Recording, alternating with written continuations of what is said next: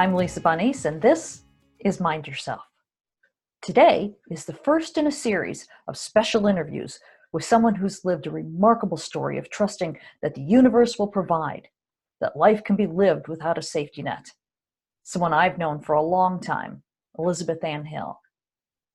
Elizabeth and I met in 2005 at a humanities team conference at Bard College in upstate New York. Elizabeth, at the time, was in the process of writing a book called Twin Souls, A Message of Hope for the New Millennium. Twin Souls is an incredible story that begins with the death of her twin sister, Cathy, a Border Patrol agent who died in action on the border between California and Mexico. Although Elizabeth wasn't into psychic phenomena, she soon realized that her sister was connecting with her, sending messages that started Elizabeth on an incredible new path, which led her all the way around the world to 22 countries and counting, with no visible means of support. We'll talk about that and how she's been able to not just survive, but actually thrive. We'll also talk about a project that Elizabeth and I worked on with Glenna Dietrich, a woman who became a dear friend to us both. Glenna was a trance channel with whom Elizabeth recorded a series of interviews with a group of spirit guides, which they called An Interview with the Universe. I know you're going to find her story as fascinating as I do, so let's get started. So great to be here with you today, and yours is an absolutely amazing story, which began, sadly, with your twin sister's death in 2002 in Southern California, where you both lived at the time, and which took you on a journey literally around the world to 20 countries, and you're in England now, is that right? Correct. I'm in Gerrard's Cross, which is right near London, not a little ways from London. Yeah. Okay. All right. Great. Well, this is an amazing story, and it could take 15 years to tell, but let's go ahead and start out with what actually began this whole journey. Well, the crux of it began and of course, the story, but you can, help me along. But it began with the death of my identical twin sister, Catherine Mary Hill. She was a United States Border Patrol agent, and she was working on the U.S.-Mexico border in San Diego. And she was in an on-duty vehicle accident. And before she had died, she had been going through a very profound kind of spiritual awakening. She had been reading all these books, and she had learned about this grand spiritual awakening that was taking place across the planet, and this shift in consciousness. And she wanted to tell anyone that would listen about that. And so she was trying to tell me, but I really didn't know what she was talking about at the time. But after she died, I found books and notes and letters, books that she had been reading and notes and letters that she had been writing to someone. And I realized that that someone was me. And she was describing what she was learning. And it became pretty obvious later in the story. You'll figure out why she was a Border Patrol agent, because she had learned about the ideas of separation and, this is your country versus my country. And she was seeing she wanted to leave the Border Patrol, and she was making an effort to leave, but that was not to be. And it was very symbolic that was where she had passed away. So after, of course, this was unbelievably devastating, as anyone can imagine. But almost immediately, there were bells ringing in the back of my consciousness that, there's a lot more to this story. There's a lot more to this story. Pay attention. And I began having communication with her in dream states, and I began having communication with other beings of higher consciousness. I would wake up and there'd be blue lights near my bed, and there was this whole thing going on in my sleep. There was names, the name Jesus and Paramahansa Yogananda, as you know, was a big part of my journey. And just it became clear that there's a message. And well, weren't even strangers coming up to you and saying, giving you messages from your sister? Yes. I mean, I would be in a bookstore. I was in a spiritual bookstore, and this woman came up and said, "You know what? Your sister is right behind you." And she just started channeling and saying, "Oh, your sister's feisty, isn't she?" And, she was very feisty. We have the Hill feistiness. And so people were coming, and I was meeting all kinds of mediums and psychics started coming into my life at that time. And I didn't even believe in that really in the very beginning. But when people start telling you things that they couldn't possibly have known. And so that all started happening. And then I began realizing that, oh, I'm receiving communication with her and all these, and then other beings and other guides. And, so my intuition and my own abilities became much, much, much stronger. You know, I became very, very, receiving guidance, for lack of a better way to say it. And when I say guidance, I mean, we have this feeling sense, like you can feel something and you just know that or clairaudience, which you can hear.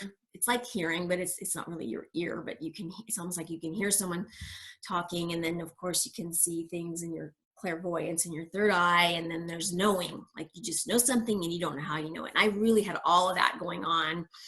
And so I began writing this book, Twin Souls, A Message of Hope for the New Millennium. It was all about what no longer, what is happening on the planet, what is working, what will not work. And it was just a really profound, and I could tell that she was like connecting me with the right book or the right person or the right teacher, alive or not alive, to help me to write the book. And so this went on for quite a while. It took me 5 years to write the book. And then everything in my life completely shifted. I was receiving guidance that I needed to leave my marriage. I was married, and everything just needed to change. And my husband was just in a different direction at that point than me. We just went like this. And it was all as it was meant to be. And then I was getting the guidance, quit your job, quit your job, quit your job. And so I thought, well, mention the butterflies before you go any further, because that's right. a big part of this. Well, yes, during one of the first psychic readings that I had, the woman said, when your sister's around you, you will see blue wings. That's really what she said, blue wings, like blue butterflies, like blue angels. And that's her way of letting you know that she's around you. And then of course, almost immediately, I'm seeing the blue wings everywhere. I was at the airport and saw a little girl with a huge sparkling blue butterfly on her shirt. And through the whole journey, especially during very challenging times, blue butterflies and sometimes blue angels would show up. And so, yeah, she was making it very, very clear that she was still with me. And it was very, very clear that, this is where I began to learn that the death is completely a myth. And it's just like walking from one room to another. And she had her part to play. And there was this message that kept coming about, this is a pact that you had made, and that she was going to go and you were going to stay. And together you were going to walk this journey. So that began happening, and I began receiving all this guidance to quit my job. And so I did quit my job finally. And I began doing a radio show, and you of course know all this because you were right in the midst of it. You helped me self-publish Twin Souls, which was phenomenal. And I was doing a radio show and interviewing people. And so, but the thing was that nothing was really happening in regards to like money. How am I going to, I didn't understand, like, what am I supposed to do? Because then I started, after a while, started getting a little bit nervous. I'd followed this guidance to quit my job, but then I thought I have to do something. So I started trying to find a job again, but I would sit and I would fill out applications online or whatever, and I would print them and they would be blank. And it was like the universe was just saying, nope, nope, nope.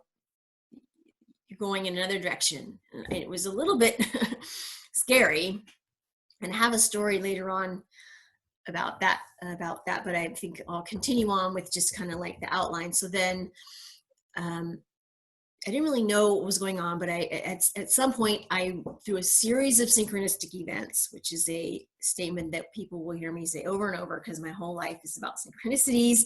I met Glenna Dietrich, and you knew Glenna very well also. But she was a trance channel medium, and she didn't really like this comparison, but I always compared her to like Edgar Casey, because she would go into a trance state. She would be like asleep almost, and then these guides, we just called them the guides for lack of a better way, would come in and speak through her to me into the world. And then when she would come back, she would say, what happened? What did they say? So she was a very clear channel, because, some people know like Esther Hicks and people like that, and they are channels, but they are conscious. She was an unconscious channel. And so it turned out that we did this long reading together, this big long, where she used all her different tools, astrology and her own psychic abilities. And then at the end, she said, well, now we're going to do the channeling. And she went into this trance state, and then these guides came through and spoke to me. And it was just, I'd seen in her channeling before, but they suddenly said, do you want to ask questions? And I thought, oh my God, what? I was so flabbergasted by that. And so I asked a few, and then it was over. And I couldn't stop thinking about this. I have so many questions. Come on, this is, if I would have known, and I couldn't let it go. And so finally I asked her, can we do that part again? That's just that channeling part. And she said, well, I generally don't do that, because it takes a lot of energy. It took a lot of energy out of her to do that. And it was only like 10 minutes long, but she said that she felt very highly compelled to say yes. And so we were going to do that part again. And so I was sitting there. I lived in Southern California in San Diego at this time, and I was on the beach, writing out my questions. And I was so excited. And then right in the middle of this, I get this lightning bolt communication, interview with the universe. It was like a book title, an interview with the universe. And oh, yes. Because I had been doing my radio show, and I had always thought, well, wouldn't it be great to have a really big guest on my radio show? I always thought that. And then, well, what's bigger than the universe, right? Not much is bigger than the universe, no. So I told Glenna, and she was very excited, because she said that she had always wanted to use her gifts in a greater way, and this felt really right to her. And so we were going to come back together and have the second channeling. And so during the second channeling, the guides came through again, and I asked some more questions, and then they said, we highly recommend that you do what you thought. Well, let me back up.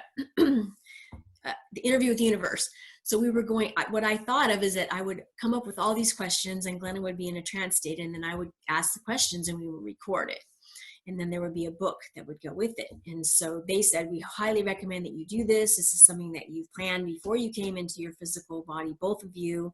You wanted to make a profound difference. And so we highly recommend that you do this, and then we will be walking with you every step of the way. And so it was incredibly exciting, and so that was that.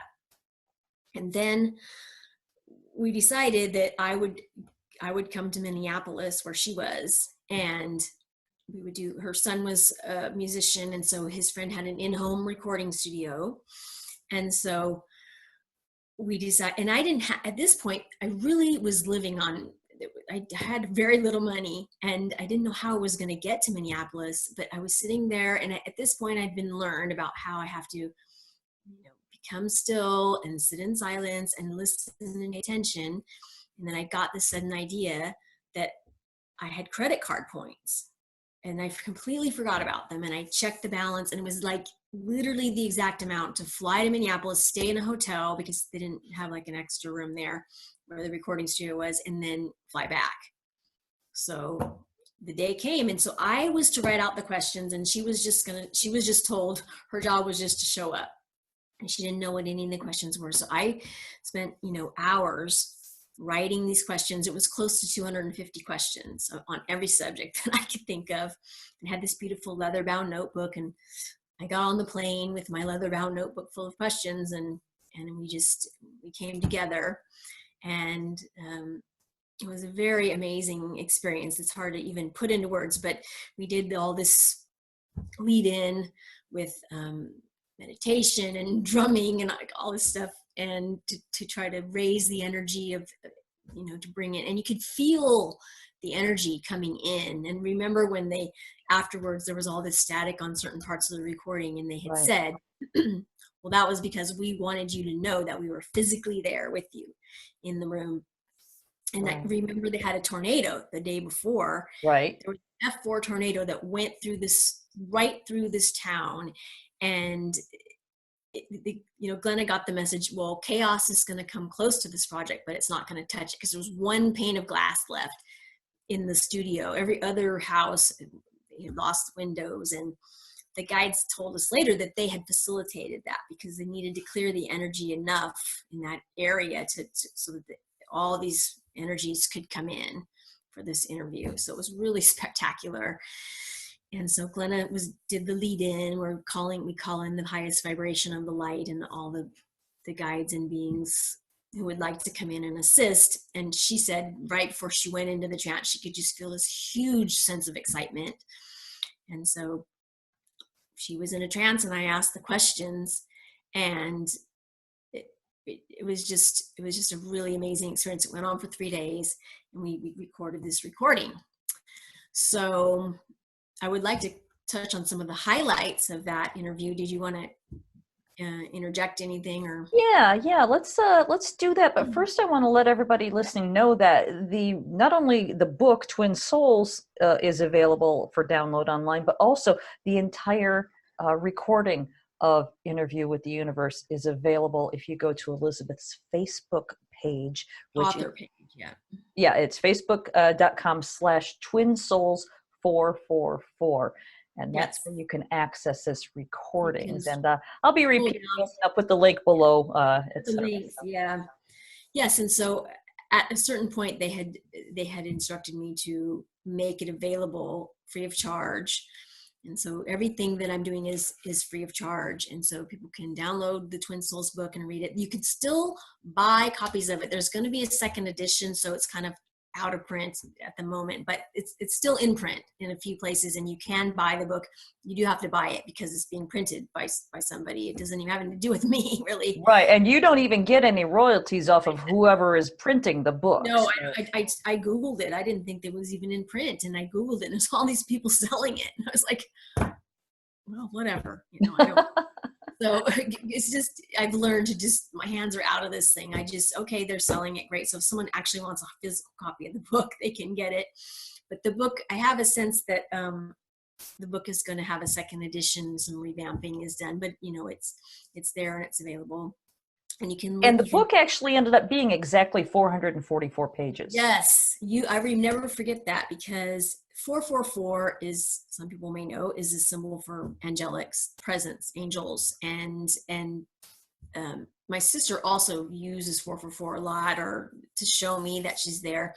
And so at the end, I remember because you were the one that helped me publish the book, and I remember you said to me, "Did you see the last page number?" And no, you can't plan the number. I don't think you can do that, could you? And it was literally 444 pages exactly. So it was very, very synchronistic. And it took me, this book is people who have read it, so this is like a doctoral thesis. Right. So why don't you go ahead and give us just a few highlights of the interview? What did you hear? Well, there was, of course, a lot to it, and I recommend that everyone listen to it. But some of the highlights, and the guides had said, this is going to be an experiential journey. They kept alluding to a journey. At that time, I didn't know what they were talking about. But looking back on it now, because that was in 2008, this is 2019, everything that I'm about to talk about, I know experientially to the nth degree. It was like every single thing that we talked about, I really walked through it all. I was led through all of it. So I'll hit the highlights and then we'll go from there. Now, let me reiterate that at the time when you were doing the interview, you had no idea where this was going to end up taking you. Because, you were just trying to sort out your regular everyday life. What am I going to do with my life, et cetera? I thought that it was going to be like, get a big publisher and publish my book and live in a $10 million home on the beach. Whatever. I was. That's what we all want. Who doesn't want that, right? So I really was not. All my life I had envisioned that I would be traveling and doing something different, but I didn't know anything. They kept alluding to it, but this is after I do the highlights, I'll talk about more how they described what I was going to be doing. But one of the things they talked about was challenges. You know, we come into this realm, like literally we come to the third dimension to take on challenges. People have misunderstood challenges. It's planned and intentional. Challenges are planned and intentional as part of a person's life. And they're there to set you free. They're there to help you to overcome limitations that you, in maybe another lifetime or even earlier in this lifetime, you were not able to overcome. And so challenges are not a mistake. And I recommend people do not run from them, because what's going to happen is they're going to follow you, you know? So you kind of have to know yourself. This is where that saying, know thyself. When there's a challenge, you have to say, is this a challenge that I need to make some changes in my life because this isn't right for me? Or is this a soul expanding experience? You can tell the difference. If you're really tuned in, you can tell the difference. And so we literally come to the third dimension to take on some of these darker, denser things. So the fact that it's happening shouldn't be a surprise. Now, that doesn't mean that we want them, you know, I mean, of course it's human to not want them, but challenges really are, I mean, Abraham Hicks calls it contrast. There has to be, we live in this realm of polarities of dark and light, and we have to have, you know, there has to be a catalyst for what do I want, what do I don't want, what works, what doesn't work. And so the challenges are there to overcome limitation and to set yourself free. So you know, instead of pushing them away, you want to go towards them. Yeah, and you had plenty of experience. I mean, I know that we'll get into this later. Yeah. I just want to make sure that, because part one is about to end, I want to make sure that we sort of wrap up on challenges that you learned from experience, that you can't run from your challenges, because if you do, they just get bigger and bigger, and the 2x4 gets heavier and heavier. Well, the funny thing was that during some of the channelings, not the ones that we had for the public, but we had many other channelings, the guide said to me, what you're saying as a soul and as a human being is, I want transformation to the nth degree. And when you say that, it puts you into chaos, because you're stepping outside of you're in the new energy while everybody else is still kind of in the old energy. Mm-hmm. And, you know, not everybody, but you're really stepping forward. You're taking this big leap, and you don't have to do that. No one's making you do it. You feel this. So yes, I mean, I immediately was just there was a lot of chaos. There was a lot of challenge. But looking back on it now, if I had not had those challenges, and if it hadn't gone that way, I wouldn't be able to do what I'm doing now. Right. I wouldn't have the courage. I wouldn't. So it was very, very important. But at the time, over the last 11 years, this has been going on. I mean, there were times like, I can't go on. Right. Yeah. Well, because challenges sometimes become really frightening, because things are changing, and I want things to stay the way they are. And so you resist and you resist and you resist. And I'm trying to put this in a way that won't seem frightening to people, that challenges, if you just accept them and roll with them and allow, then they move a lot more smoothly. It's when you fight them that things become scary and more difficult. Wouldn't you agree? Right. Yes. And so instead of saying a prayer to make this go away, my prayer was always, help me get out of this what I want to get out of it. Because I'm the creator of my reality. I created this. I co-created it with my soul, my higher self. Help me to gain from it what I want to gain from it. And so I always, embraced it as best I could. But I mean, some of the things were just, really, and so I think some people have more intensity than others, so no one needs to compare. And if you are a person with very intense challenges, well, think of it this way, that you're a very strong soul, and you wanted to use the energy of this shift, because that's what they told me. You wanted to use the energy of this shift to clear everything that you could. And they told me I packed this life really, really dense with many, many, experiences. And from your soul perspective, it doesn't matter. Your soul doesn't make a judgment between bad and good, right or wrong. That's terrible. That's not terrible. There's no judgment. It's just experience. And that's where we'll stop for today. Once again, you can download a copy of Twin Souls for free, and also the MP3 files of the interview by visiting Elizabeth on her Facebook page. The link is below. You can also listen to the interview recordings on YouTube here on the Mind Yourself channel. Again, the links are below. And if you're moved to support her journey or would like to offer an energy exchange for the download, you can PayPal Elizabeth at her email address, twinsouls444@gmail.com, or at the link below. And be sure to listen in to the rest of my interviews with Elizabeth Ann Hill to hear the rest of the story. Thanks for watching. I'm Lisa Bunnies. See you next time.